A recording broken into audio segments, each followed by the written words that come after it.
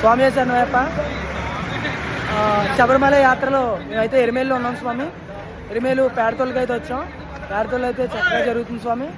ఇంకా పేడతోళ్ళు అయితే మంచిగా అందరం స్వాములందరం కలిసి ఆనందంతో చాలా ఉత్సాహంతో అయితే వెళ్తున్నాం స్వామి. నెక్స్ట్ ఇంకా శబరిమల కొండ పంబా నది చేరుకుని అక్కడి నుంచి శబరిమల కొండకి వెళ్తాం స్వామి. పంబా నదిలోకి వెళ్తాం. స్వామి శరణమయ్యప్ప.